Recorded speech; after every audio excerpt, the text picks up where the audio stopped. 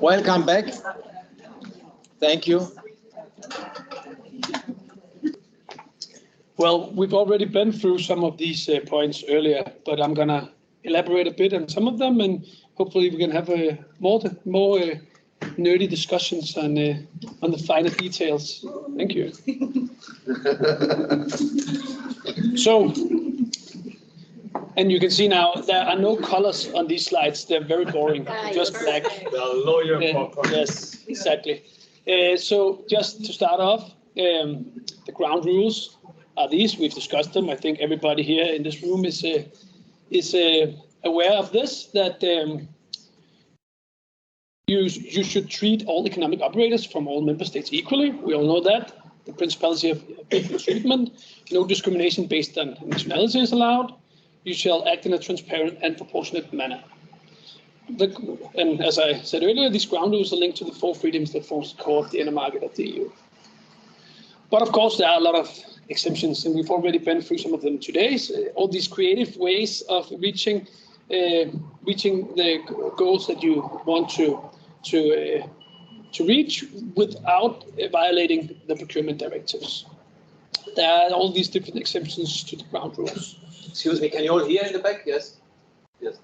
Okay. And we've already touched on this possibility of direct contracting. It depends a lot on what the underlying national law gives you access to. As I said earlier, we are this pirate state now in the EU, and we really trust our public employees to not use these rules for their own gain. So there are no national thresholds in Denmark. If you are below the EU thresholds, you don't have to tender these contracts. You can actually just contact one specific operator and do the contract, as long as you carry the burden of proof that it's at a market price. And also there are these anti-circumvention rules that we touched on earlier in the directive in Article 5, subsection 3, that says that you must be able to justify the subdivision of contracts by objective reasons. This is obvious because else you could just make 100 small contracts very below the thresholds and give them to all your friends if you wanted to do that. Also, that the directive contains detailed rules on the calculation of contract value, also set out in Article 5.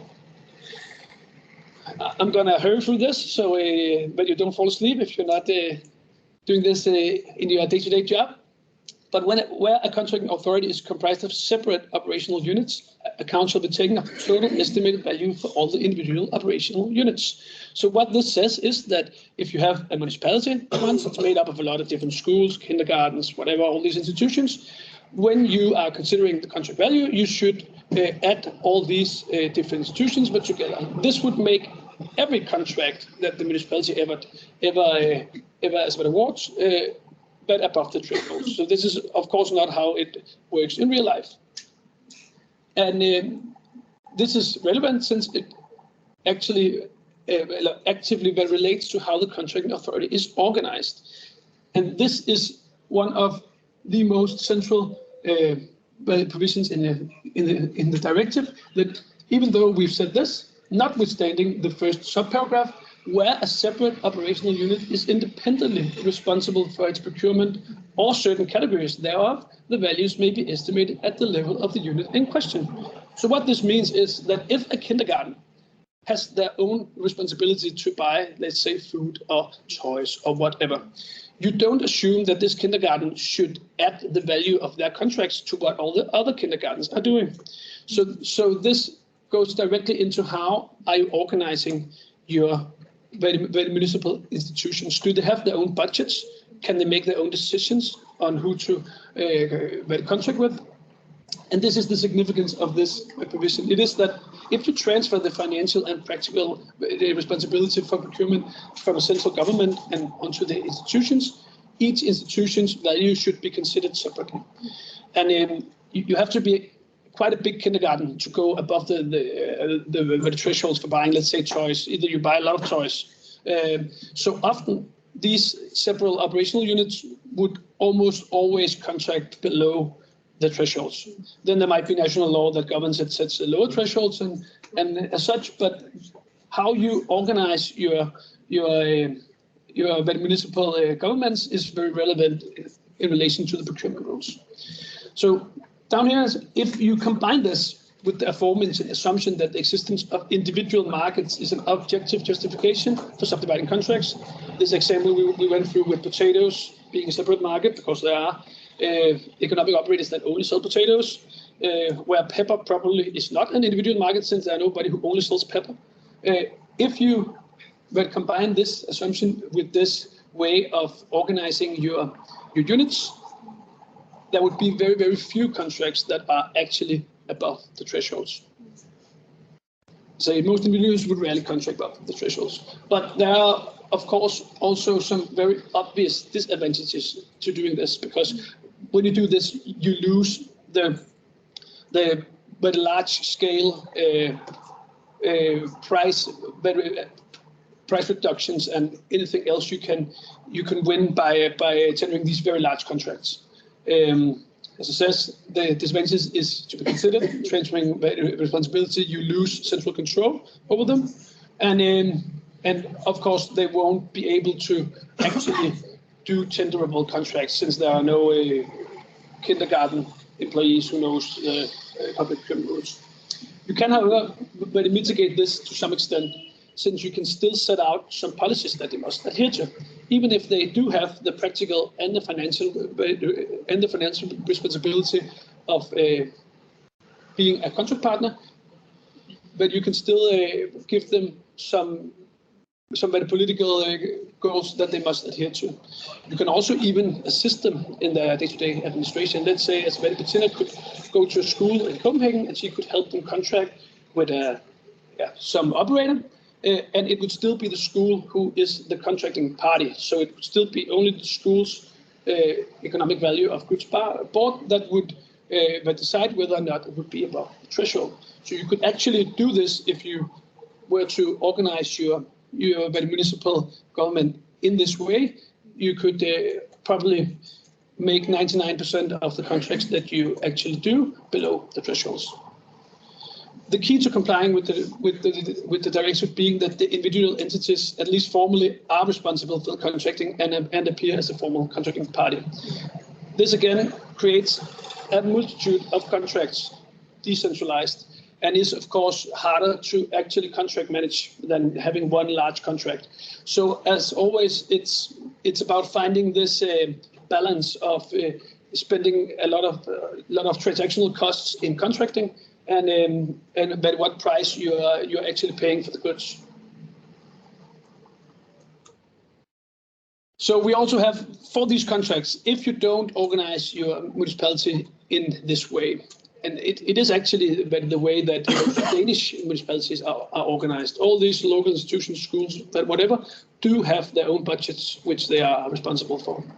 But this exemption that was mentioned here, a separate operation unit is independently responsible for its procurement or certain categories thereof. This is only true if they are not as well obliged to use a central contract. You can easily tell your kindergartens you must use this central contract to buy, let's say, potatoes, for example. And if that is the case, then you should add the value of all kindergartens. So they can both have values that should be added and also have values that should be viewed individually, but depending on whether the central government has made a central contract that they must use when buying these services goods. Yes?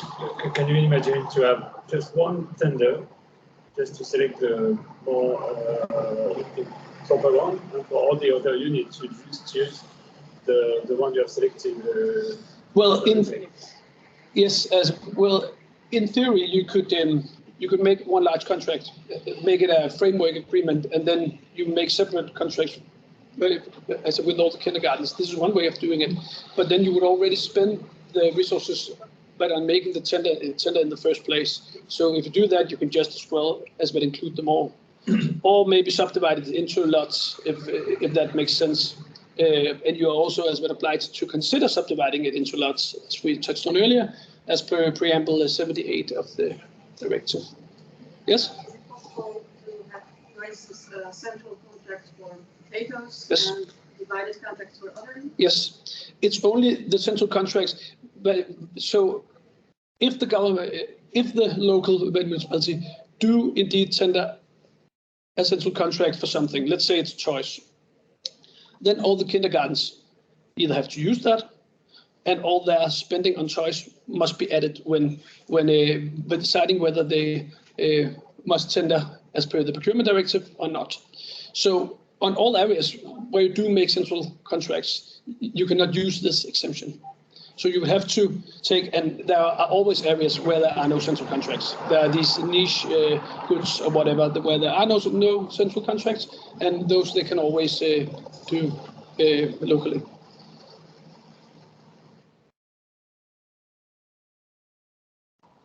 But if contracts are concluded at a central level, they're often above the thresholds, and as such, they are within the scope of the procurement directive. And this sets out another problem, as it is not called a problem, let's maybe call it a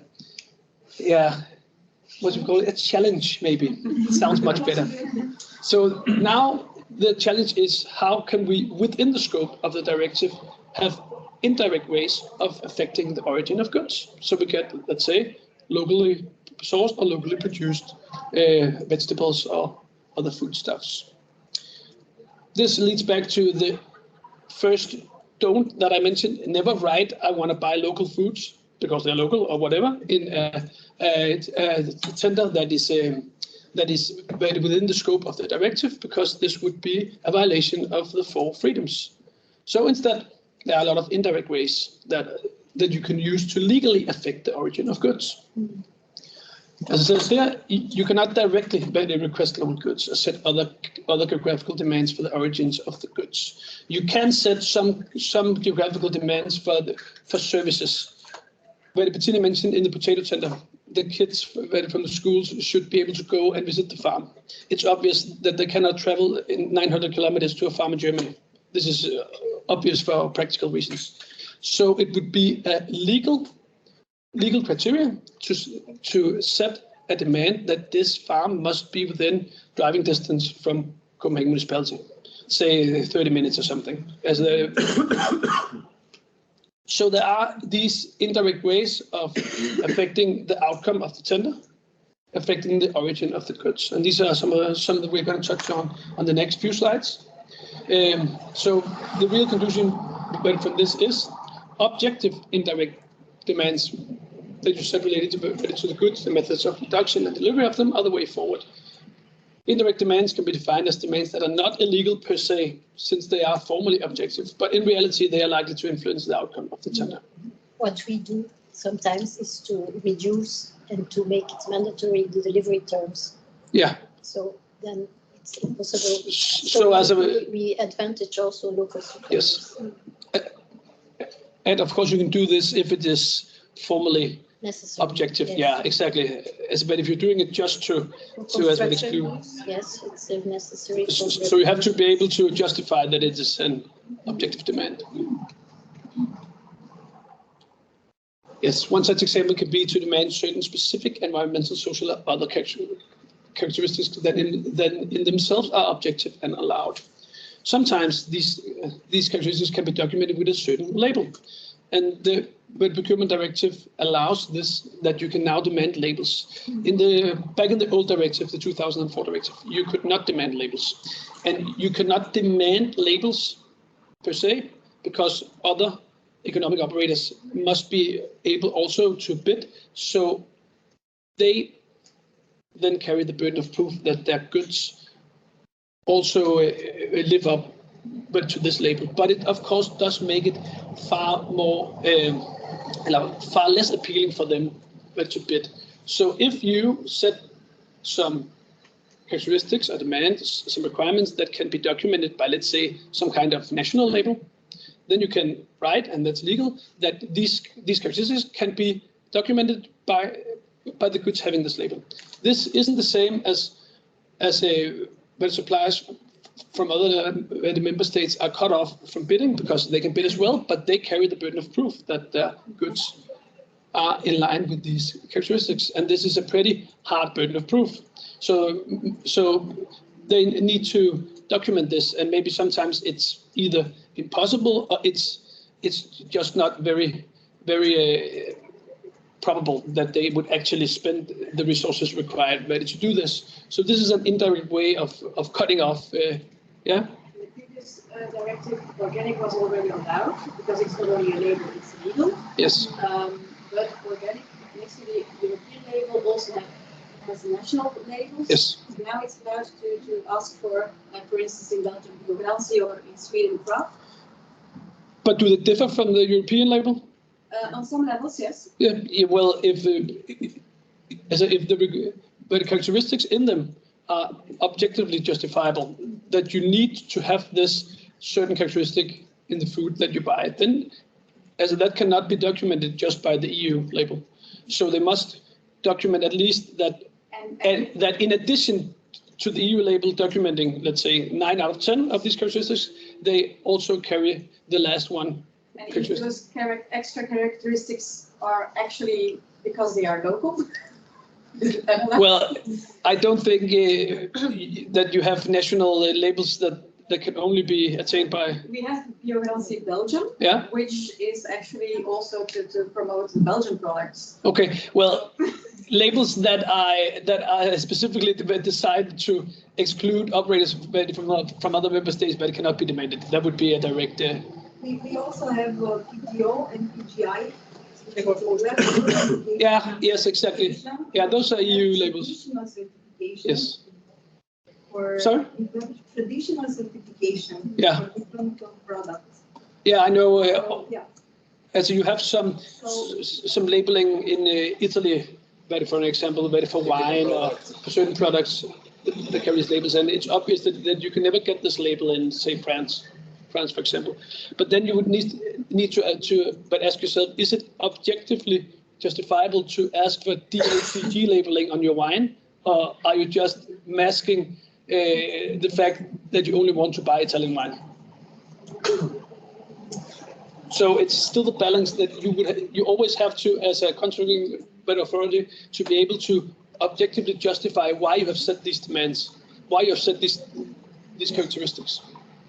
And I think that it's also very important to translation, let's say, to use organic, but not in all the country, in all member states, but there is organic certification. In our case, it's ecological certification, but it's the same with the organic certification, so it's equivalent. So it covers the same characteristics, really? Yes, the same characteristics, but there's different language in a way. Yeah, You know? well, And still. Or you mentioned It's in reference to the same European legislation on organic, right? Yeah, But it's not equivalent because No, it must be. yeah, According to the Yes. organic. yes, yeah. but we don't have organic. We have just ecological. But you use the term ecological, but it's Yeah. in reference to the same European Yes. legislation. Yeah. So it's the same. In Denmark, but organic is also called ecological. Yeah. So yeah. But often with labels you say or equivalent. Yes, but or with equivalent. organic you can't do that because equivalent also means under certification, under this, under that. So That also documents the same characteristics. So this is really, if you're good at justifying why you demand these characteristics, you can almost always actually define the outcome of your tender in a legal way. I must just say something about Yes. CRAV in Sweden, because the procurement agency does not recommend to ask for CRAV in your tender. We have a sustainability criteria that you can use, and the verification is most likely CRAV. yeah, craft is specified from European organic. Yeah, the baseline is European. EU Yes. Yes. organic, and then is additional Criteria to meet the CRAV certification. Yeah. But in the law, there is a possibility to ask directly for Yes. labels if 6 requirements are fulfilled by law.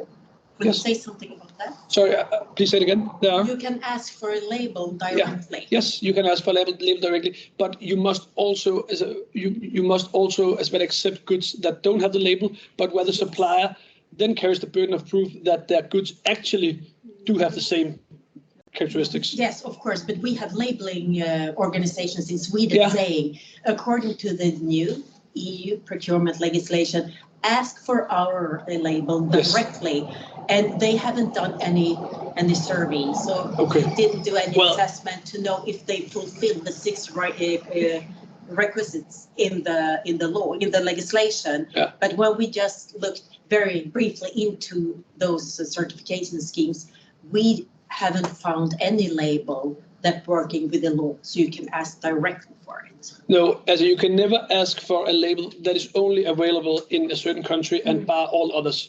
Or You always have to accept that alternative documentation.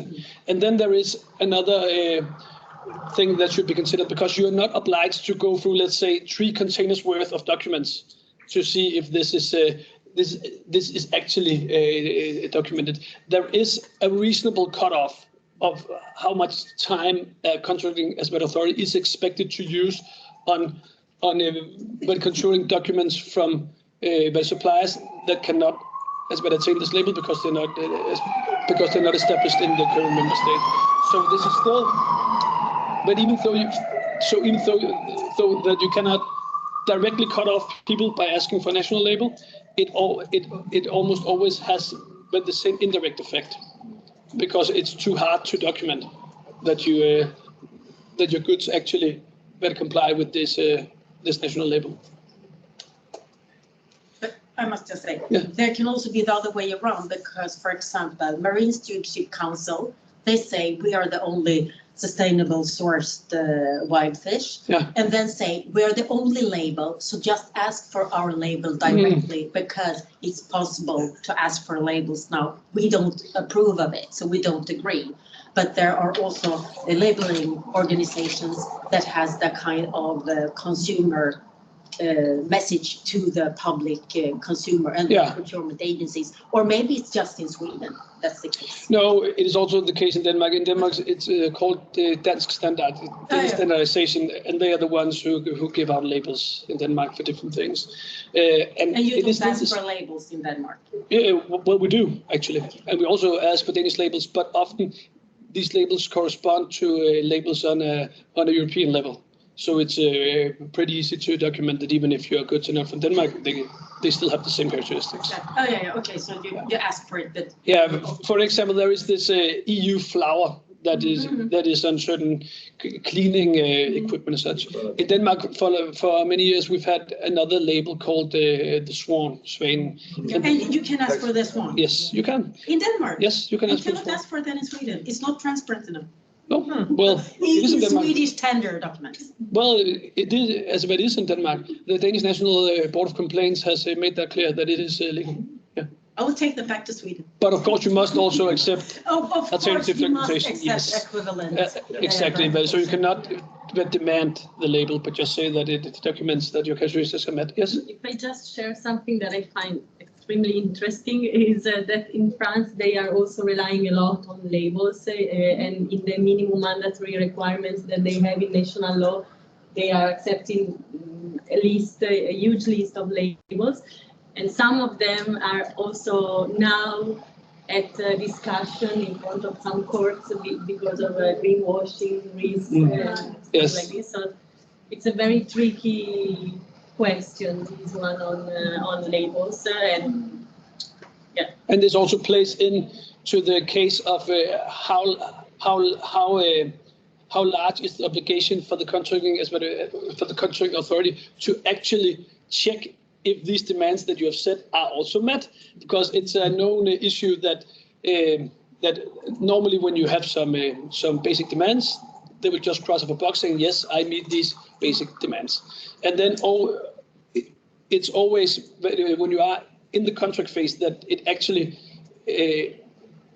is but discovered that these goods do in fact not live up to these basic demands that you have set. And there has also been a lot of case law about this, and at current the status is that a contracting authority must take reasonable steps to control whether what these economic bad operators claim is actually true. So you cannot just close your eyes and say, oh, so this has the label, so I'm completely satisfied that these goods actually do comply with my requirements. And when you can combine these individually objective demands, then you might make it far less attractive to suppliers from certain areas or member states where the production of the requested goods isn't aligned with the demands of the contracting authority. Back when you started buying organic food, there were some countries where you almost didn't produce any organic food. So it would be obvious that operators from these countries couldn't deliver any organic food. Now they are producing organic food in every member state, but in some they produce far more than in others. So this is also a way of indirectly affecting. Of course, you must always remember that your demands must be proportionate, they must be objective, and they must be very transparent. Also, they must always relate to the material contract. This is a very classic error where you set these demands and then you punish or award certain operators for that general, let's say, green profile or whatever. As you'd like one certain operator because you think that they are the most environmentally conscious company, for example. There is some case law on this. One of the first cases that also established that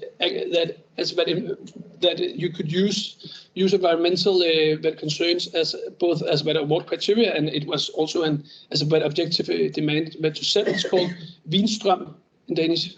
Wienstrøm. It's from the late 90s, and it relates to Vienna wanting to buy power for their buildings, and they tendered this contract, and they had an award criteria where you would reward any power being generated by either solar or wind. And they had two bids, I think, well, two at least, because both of these operators could produce this required amount of power. I think it was some maybe 8 gigawatts yearly. Both could produce it, and both could do it using only wind or solar. So they both had the capacity. One of them had a general capacity let's say, maybe as about 100 gigawatts, and the other had one at 10. So the municipality of Vienna, they awarded the contract to the one who had the largest general capacity. And that went all the way to the European Court of Justice, who said that this was not in fact, a very material part of the contract, since both could deliver only using renewable sources. So they could not legally award the contract to the ones who had the largest general production capacity, which is, of course, something you must always remember. All demands must always relate to the contract, to the material contract. Just saying that the award criteria weren't specified enough, because if you say that they have to prove that at least that amount is produced in favor of the contractor. Yes. And it's already a different story. Yes, it is. And actually, but I know from a recent tender in Denmark for chargers for EVs to set up in the public, on the public roads, that it is very, very difficult to actually document that exactly the power that has been produced using renewable sources is also the power that is being delivered, because the power grid just doesn't work that way. But you cannot send specific power to a specific point. No, so it's just a part. Contracts that are all demanding that it's solar produced, for instance. Yes. Then it might be already above the amount. Yes, exactly. Yeah. Mm-hmm. So then we would just all get maximum points, even if that one could produce 30 times as much, just as long as they can produce whatever is required.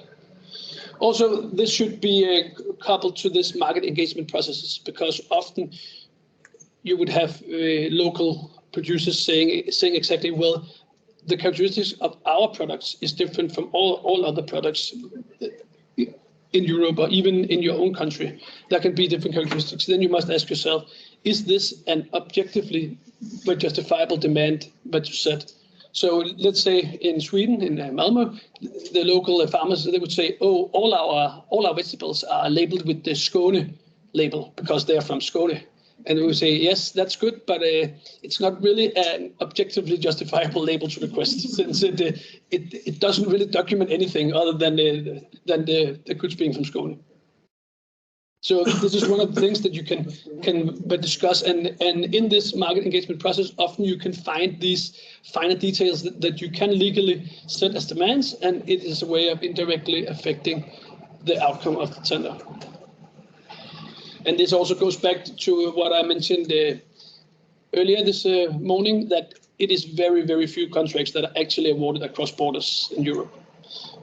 I think I've made one tender where we awarded it across borders to Sweden, but it was set up as a combined tender where we had contracting expert authorities from both Denmark and Sweden working together for a certain contract. It was also a Horizon project, but it is really not the ground rule that contracts are awarded across borders. And this goes back to also, as Bettina mentioned, normally when you have more than 200-page long Danish tender material in Danish, you normally wouldn't get that translated just a bit if you're a German wholesaler, for example. So this as well allowment of making your tender material only in your national language is probably one of the biggest obstacles for contracts being awarded across borders. Another way of objectively affecting the audience is to have a creative use of your contract award meta criteria. We actually discussed this during lunch, some of us, as Article 67, subsection 3 in the directive states. All award criteria shall be considered to be linked to the subject matter of the contract, where they relate to the works, supplies, or services to be provided under the contract in any respect and at any stage of the life cycle, including factors involved in the specific process of production, provision, trading of those work or supplies, specific process for another stage of their life cycle, even where such factors do not form part of their material substance. So this is actually an opportunity to legally take in a part of their life cycle, even if it is not related to the material substance, which is all the main rule, going back to the Winstrom judgment for one. So you can legally but consider the life cycle of these products when you set your contract award meta criteria. However, if you are to apply these life cycle costs to the calculation of price, because it is a life cycle cost, any cost is naturally a part of price, and as such you can now legally apply life cycle costs when you calculate your price. So you can actually, in addition to just the direct price for the goods, you can punish suppliers who, let's say, have a big environmental externality, cost of pollution, who maybe needs to transport your goods over long distances, for example. This, however, is not always so transparent. Back when I was at the municipality, me and Bettina found out that very conventionally grown tomato from Spain that is transported to Denmark has less climate impact than a Danish but organically grown tomato. So this is not as a necessarily but a way that you can always cut off suppliers who are placed a long distance away from your municipality. Also, all these costs, they may include all direct or indirect costs as related to the product. This is all these externalities, and yeah. Do we have to be fairly ponderating this issue? Yeah, well, you have to, if you include costs, then you have this LCC lifecycle cost calculation, and you must pay close attention to the general rules of transparency and proportionality. You thus also must set this calculation in a manner that is objectively very justifiable. But so you cannot say, but because you only want local products, you're going to say that every kilometer that these goods are freighted will be sent at a cost of €1 million to the, say that, but for example, you have to be objective when you set these calculation costs. My question was, do you have to be calculating it, or can you appreciate it? Well, you can do it in different ways. As you can do it in different ways. As this is actually pure maths. Yeah. This is where you attain a value to each of these different parts, and then you calculate it and you get a result. But you can also do it in a softer way, where you include where you include environmental concerns in your award criteria as part of the quality delivered. So you can ask for the participants to describe what they're doing to lessen their, let's say, their as a bad environmental impact. But if, for example, I've just had a tender for a client where we made this this as a bad environmental description form half of the quality bad criteria. So they had to, as it describes quality, and they also had to describe what they were doing to lessen the environmental impact of their goods and services. And this is, per definition, something that they describe, and you judge it, and you give them a character, depending on a scale that you set out yourself. So it isn't as heavy to calculate, because it's based on your estimate of about how good they are in taking care of the environment. So if you're going with these lifecycle costs and you're going down this mathematical way of doing it, then you must use these calculation methods that are made mandatory by a legislative act of the Union. Since this directive entered into force in 2015, there has only been one such calculation method. It's listed in Annex 13 of the directive, and it's this 2009 33 EC directive that is describing different calculation methods of emission values for road transport. So actually, if you are considering emission values as very externalities that you can add to the price, then you must use the calculation methods that are described in this directive. But at current, there are no other directives. There are no other acts that describe anything. So if you are going with a life cycle cost as a bad evaluation, you are forced to set your own values, and you should really think long and hard about how to set values that are as bad objectively justifiable. These things all have an impact. If the award criteria have enough weight in the... Well, as that depends on how you set it, because as you can set, as I said, your award criteria as a better quality 100%. So price is set by you. So let's say that in Denmark, when we do tenders for bad construction projects, to keep the economy in line, it's often a good idea that you, as the contracting expert authority, sets the price, so you don't make them compete on price. Because in general, but when price is too big a part of the award criteria, you create a situation where you incentivize the operators to actually bid lower than they can realize the contract, but to win it. And then when they allowed to have judgments on 100% award criteria. Yes, you can set it so price is then handled indirectly, because when you set the price, and then you let them offer the quality at your set price. And this is perfectly legal, but both within as a directive and in national law in Denmark at least. So you can, let's say, take the unhealthy elements of price competition out of your tenders by doing this. But of course, you need to know what the reasonable price is. Also, it's much easier as a public institution to actually control your budgets, especially if you set the price. Is it done often like that? Yeah, it's done often as construction in Denmark. It's very common.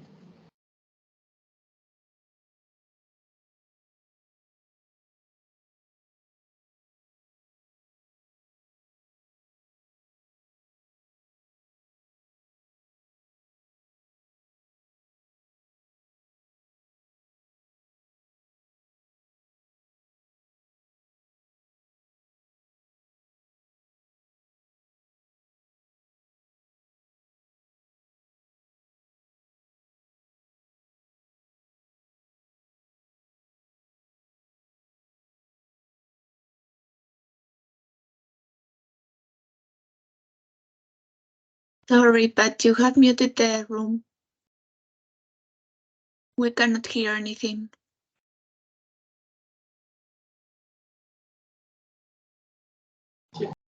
Thank you. No, it's still not working. How about Thank now? you. Yes, perfect. Okay. Thanks. It works now. I think. Well, going back to as about environmental concerns can be part of your very qualitative it's a matter of your qualitative award criteria. So you can set the price, and then they can compete on the as about environmental qualities if that's what you want. This is commonly a better way to do it than going into these very complex methods of calculation, because I think most would probably lose oversight of what they're doing in these calculation methods, and you could get some very skewed as a result, where it doesn't reflect on the actual things being delivered. If there's no calculation, award criteria are also. They are more subjective. Yeah, more always. Subjective, and also a tool to give it to the one you want. Yeah, well. So. Also, yes, as they are always more very subjective, but since you have to read it and give your verdict on it, so it's not said. It's not as a price is always maths, so price is always easy to evaluate since it's just maths. Whatever model you've chosen, you just have to follow it, and then you get the price result. But when you do use quality as your main criteria, even if price is just a far smaller part, let's say price is only 20% and quality is 80%, then price isn't the most important thing when you evaluate. And yes, all qualitative criteria is more subjective. Yeah, but it also depends on how you write it. Yes, and of course, of course. Because it has to be so concrete that you can measure it, so that the quality or whatever you do, it can be done in a measurable way, and then the integrity of the lawyer, of course, responsibility for it. And I think all lawyers, we have kind of our pride in being. Well, also you can make it a binary if you want to. Let's say that you set out a long list, and then they can check yes or no if they complies with certain things, and then it's pretty easy to say, okay, they had 7 yes and but 3 no's on 10 points, so that's 7 points in there. So that's up to you to decide. But normally it's almost always done by text. So they describe something, and you judge them on what they have described, and that is of course a more subjective way of doing it. And another and even more creative way of affecting the origin of goods could be to include other services in the contract. We've touched a lot of this because that is exactly what the potato tender is doing. It's linking these goods to these as educational services. And we also discussed this over lunch, some of us, because couldn't you just divide this into 2 contracts, one for potatoes and one for educational services. And yes, of course you could do that, but then you would lose this exact link that is used to explain to the school children that this exact potato that you've seen grow from soil and is now on your plate. But you would lose that if you divided this into 2 contracts. So there would be one who delivered potatoes from 500 kilometers away, and then you could just visit the local farm. So this is objectively justifiable that you combine these 2 into 1 contract, since there is a goal of having these educational services as part of it. Then you could say, but of course, let's say a German contractor that could easily bid on this if they could have a Danish subcontractor that was a local farm. So it isn't really so much as to who the contract part is. It's more where are the goods delivered from. And it can be a direct contractor, it could be a subcontractor. It doesn't really matter, since the goal of this is to affect where you get the goods from. And it's obviously fair to set a distance from the municipality when the school that has to visit, as I mentioned earlier. So you can bid on this and say that they should travel to Jutland for a whole week just to visit the farm. Let's say that in Danish terms. And Denmark is a small country. So, but still, this would apply to all member states. I think that was it. Very good.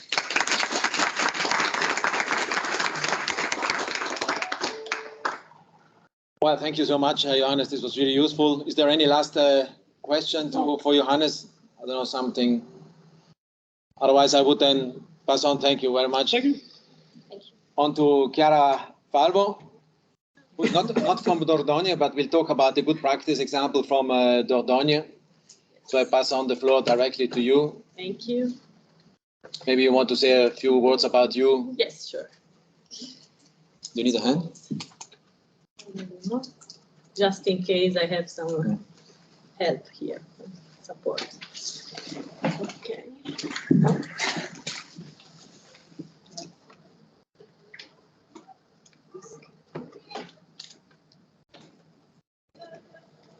Okay, perfect. So good afternoon. I'm very glad to be here to this great event, and also to present the experience of Dordogne that really seems very much linked to what we saw so far from the theory to the practice. I'm a PhD student at the University of Turin, and I'm part of this amazing European Horizon 2020 research program that is the Sapiens Network. And where I focus on sustainable, I do a comparative and interdisciplinary research on sustainable public food procurement. And thanks to our partner organization, Eating City, I recently had the chance to go 2 months in Dordogne and to work at the education division of the Departmental Council of Dordogne to study their school meals, sustainable school meals program, and also to make some recommendations on the procurement strategy. And so today's presentation will first provide an overview of school catering in the department of Dordogne and of their innovative project targeting 100% organic, local and homemade meals in their secondary schools. Then I will try to present how the public food procurement cycle was adjusted to the purpose. And also, so through the stages that are the planning, the tendering and awarding, and the contract performance and evaluation. And then I will conclude with some of the achievements. So Dordogne is a department that is located in the region of Nouvelle-Aquitaine, and the agriculture and agri-food sectors are very significant in the local economy, with a high number of medium-sized farms. So it's very relevant for today's discussion. According to the separation of the division of competencies for school catering in France, the department is responsible for just for the secondary schools that are 35. With around 40,500 students between 10 and 15 years old. And 163 departmental employees are assigned to the catering service out of a total of 359 departmental employees in schools. Every school has its internal kitchen where meals are prepared on site by the departmental employees. And the department decided not to outsource the catering service, but to manage it directly and entrust each school with specific responsibilities, among which the direct procurement, the procurement of food supplies. There is an agreement that is set up by between the schools and the department, and this agreement foresees the operating terms of the catering service, the mutual responsibilities, as well as a specific part on how to achieve the food procurement targets that are set out by national law. So the 100% organic, local and homemade meals, school meals project started in 2018, promoted by the president of the department that was elected in 2015, Germinal Perron. And so the policy objectives are to increase the nutritional and environmental performance of school meals, then very significantly to develop short supply chains and provide market opportunities for local and smaller producers, to ensure transparency of the purchasing process and compliance with public procurement rules, and also to recreate the links among all the school stakeholders, so from producers to teachers, families, children, and kitchen staff, and to value everyone's work. So really putting everyone at the center of what is being done. All of these to be achieved with no extra budget, or with no significant extra budget, we can say. But yes, that's the goal. And so in the next part, I will present some key and strategic measures that were implemented by the department to throughout the different phases of the public procurement cycle to achieve the policy goals, but also to coordinate and guide the procurement at the school level, because as we said, we have to capacitate the schools to do it. So the goals again were to ensure transparency of the purchasing procedures that many times were just a phone call. So in compliance with general public procurement rules, but also specific food procurement mandatory targets that are already in place in France. To purchase high quality food, but at an affordable price for the administration and a fair price for the producers. And all of these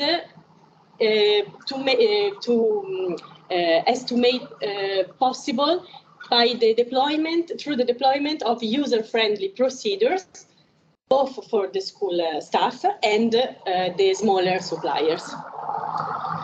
So at the planning stage, we see, first of all, the organizational model, so the choice to keep on-site kitchens in every school, and the direct management of the purchase, the procurement strategy, at least. So not the direct procurement that is done by the school. So if the procurement strategy is decentralized at the school level, direct management of the department allows for a greater control on the strategy.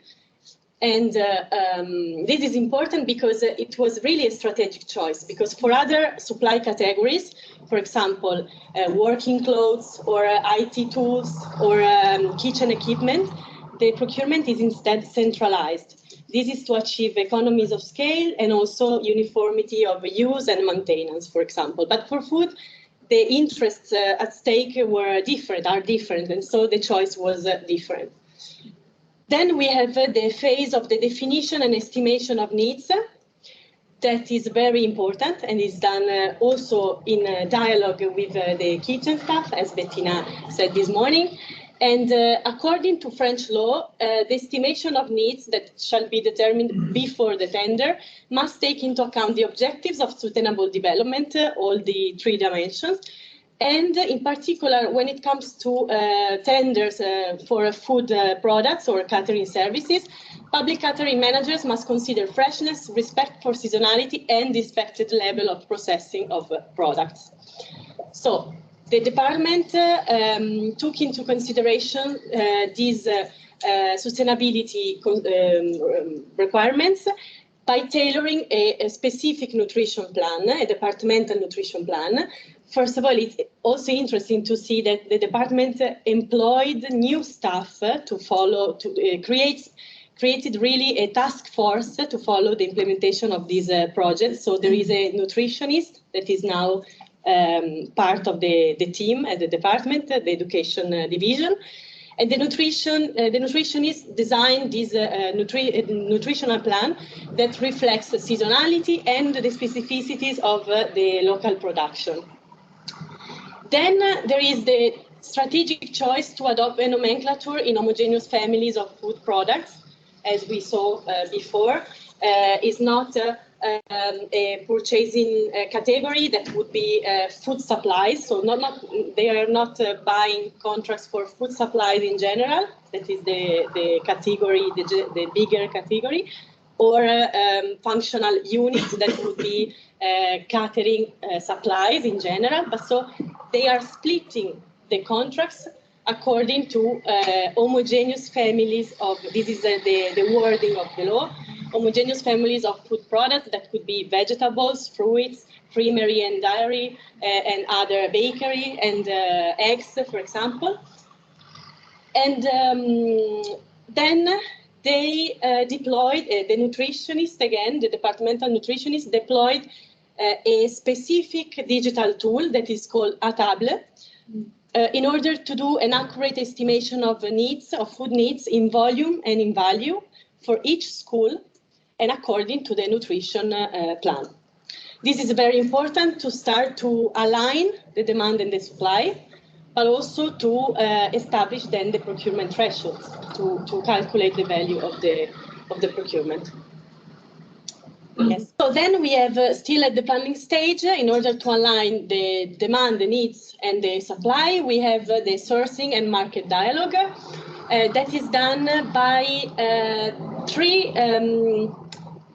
is done by another departmental division, like very at the planning stage before the launch of the tenders. There is an ongoing activity from the departmental division in charge of agricultural issues that informs conventional farmers about the departmental objective of buying only organic food. They offer the support, technical and financial support for the conversion. So the department is now proposing to pay the labels to all the farmers that just say that they don't want the label because it's too costly. They are trying to make every farmer that they know that is suitable to supply the public catering, to make them inscribing to the platform, so they are there ready to answer to the tenders. Then there is the Association Agrobio Perigord, which promotes organic food at the local level, but also local agrobiodiversity. They also have a bank of a seed bank, and they carry out a lot of interesting awareness raising activities, including in the schools. So there is really a partnership for providing education in schools, and also presenting the local farmers and local production. And they also help the farmers to structure, to get structured to supply public catering. And then there is this platform, Manger Bio Perigord, that is a platform, administrative and logistic platform of organic local farmers, which actually operates as a wholesaler in a way, but with some interesting participatory mechanisms where the farmers are part of the board, administrative board, and they help setting the prices on the basis of the costs that they really had. And then we have the tendering and awarding phase. So here, as we said, it's very important that the department provides guidance, so in the procurement, about the procurement methodology. And this is done also through model tender documents. So these are not used in the e-platform because there's no need for a proper more complex tender documents. Is mostly for contracts that are above 90,000 euros. So, but in general, the procurement methodology is also established in the agreement between the schools and the department. So the catering managers know that they have to comply with some methodological pillars also regarding the procurement itself. So they normally use multi-supplier framework agreements with a duration that is 1 year renewable, so not so long, but still providing more certainty to the producers than the phone call and the procedure that is called gré à gré in France, that is really with no previsibility and stuff. And so this is already providing more stability, 1 year renewable for one more. Then the prices are revisable because this is, according to French law, is compulsory for contracts for agri-food products to have clauses, specific clauses to revise the prices. The payment delay is 30 days, so I think it's a good one. I don't know, but 30 days. Oh, it's normal. Yeah, normal. Right. And there is the acceptance of variants. That is also something very important when it comes to promote the smaller farmers, because if they have some products instead of others but still organic, they can propose some variation on the list of products that the department wants to buy. The technical specification are raw products, organic products, and the award criteria are one for price and 3 for quality. But this quality is then divided into nutritional quality, deliveries, that as Bettina was saying this morning, it's very important as well. So the farmers and the producers that can meet the time and the days preferable to the school, for the school, are given more points, or also that are more flexible, maybe, so they can respond with flexibility to a change in the delivery moment. And the short supply chains here, I want to stress this because it's something that is specific to French law. And so in French law, they are expressly encouraging the development of short supply chains that are to be understood as a relational concept, not a geographical one. So the number of intermediaries. Mm-hmm. So the General Public Procurement Code in France is saying that among the award criteria to assess, to identify the most advantageous, the most economically advantageous tender, we have the development of short supply chains. Actually, they say the direct supply chains, but they intend from 0 to 1 intermediaries. Okay, so direct, but also short in the sense that 1 is okay. And just for agri-food products, the labels are accepted for sure. They require organic, fair trade, animal welfare schemes, but still the equivalence has to be accepted. And they also accept organic farmers in conversion. That is also something good. Then the procedure, since, as we said, they are dealing with under the thresholds procurement, they can use simplified procedures that are foreseen by law up to and up to 90,000 euros. They are using the e-procurement platform AgriLocal. That is also very interesting because AgriLocal is also used for the sourcing, because it's a platform that has incorporated a geolocalizator, I don't know how to call it, but you as a school, you can see which are the producers that are closer to you for a specific good that you want to purchase. So that's why before it's very important that the department try to get all the farmers, organic farmers, on board and to get inscribed to the platform. But the platform directly links agri-food producers and public buyers, is free to use. There are few administrative burdens, and this allows transparency because all the procedures are written, the communication are written, so it's not like the phone call. At the same time, the department can pay a fee. Actually, just the department has to pay a fee. It's free for agri-food producers and public buyers. But the departments in France, this is a French platform, by the way. All the departments that want to join has to pay a fee, also to have the access to all the purchasing activity of the schools, so they can monitor. They know what a school is buying, from whom, and everything. At the contract performance stage, so now we have a landscape where we have a lot of contracts, but they managed to pilot a digital tool that is used in this phase and is mandatory now for all the schools. So even the schools that are not adhering yet to the project, because they are involving every school step by step on board. They are not yet on 35 schools, 100% organic.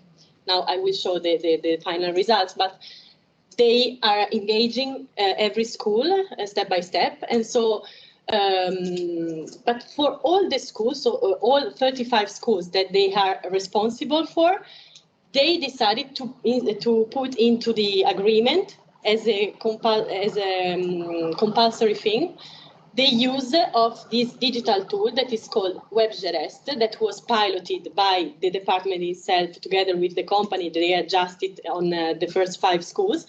That is very useful to follow up on the contract performance by issuing purchasing orders, because we are in the frame of framework agreements with purchasing orders then.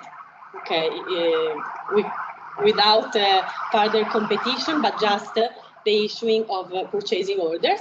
And they can purchase directly by email, sending an email to the companies that were selected in the tendering phase. Then when the deliveries come to schools, the school staff can insert all the data, so to check if what was purchased, if the delivery matches what was purchased. So in terms of the characteristics, for example, the labels, or just they look at the product and they can actually fill with data on conformity. And then there is this tracking of data along the years. That is something that is very valuable, because I know that in France there was this problem of many public administrations used to rely on a national digital tool that didn't allow for the storage of data of the previous years. So this tool is also interesting for that, and you can track the strategy along the year, what they are doing and how they are improving. Transparency and monitoring, because again, the department has a specific account. It can monitor the purchases of schools, the stock management, so what enter, what and what go out, and the finances. Then there is also another important part, that is the certification scheme. Sorry,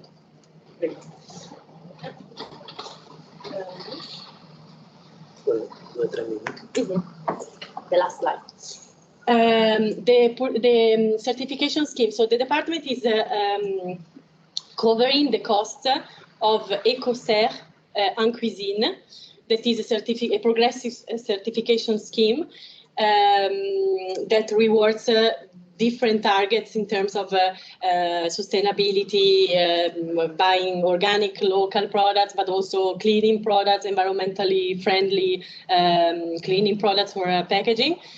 And so the audits that are carried out in schools also are very important to monitor the implementation of the procurement strategy.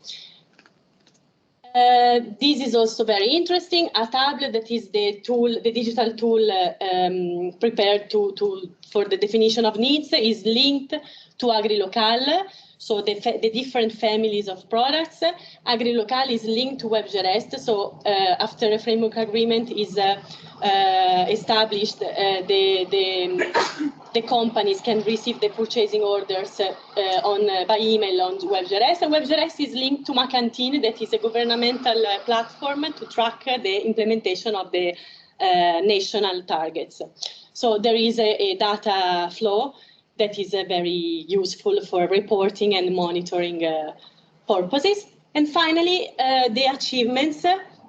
This is just to show that nowadays there are 20 schools that are certified in Dordogne. but just just 9 of them are 100% organic and homemade, not 100% local. So the name, the 100% is just for organic, but local, they don't have, for example, groceries and pasta, these kind of things, and spices. But still, so these are the progressive targets that rewards, for example, local products and other kind of also educational activities. So it's really an incentive for schools to be certified. The department pays for the certification fees, but also supports the preparation of audits before they happen. And it's something that is also celebrated by local media. The president also joined the ceremony for the awarding of the label. So it's something that is really good for public attention as well. And this is my contacts, and also the link to a report in English that I published a few time ago, just to know more about the Dordogne experience. And this is a book in French that was written by the president of the department and another philosopher and researcher, and they just published it. So thank you. Thank you.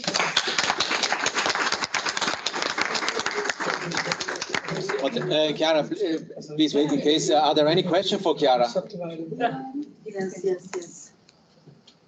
Any follow-up on this? Really impressive. But thank you so much. It's really, I think, impressive, especially this. First, we saw this wheel, but it's really between these different data platforms, which I guess support also transparency. And it's really impressive what they put in place. But you have a question, please. Yeah. The data collection, is it about what kind of categories you buy or products, or can you actually see what kind of products you buy, for example, a barcode? From a barcode on the product. Or is it just categories like vegetables, like this amount? You mean the last data collection during the exactly. when they no, when they receive the deliveries, they can register the specific characteristic in terms of organic products or a fair trade or the type of food that was delivered, if there were some changes in the in a kind of vegetable or another. So they have the amount of a specific product that was purchased and delivered, and its characteristics in terms of quality. And they also use the platform for as a communication tool in case of non-compliance. So before starting something like a real complaint, they just leave commentaries of something that wasn't what was expected, and then they try to adjust. But everything is recorded in the platform at least. But even if you have a product with a barcode, you don't use the. No, I don't. No, I don't think that they really scan the code. No. It's. I'm not sure about it, but I think they just manually insert the quantity they received of what products, and then if it's organic, if they know that it must be organic or fair trade, they check if it was or not. But then there is the audit of EcoCert that is really get into details, because they go to visit the stock, and then they check all the labels and the conformity with the targets. So yeah, they check the products also. Thank you. Any other question? Well, thank you so much. Coffee break.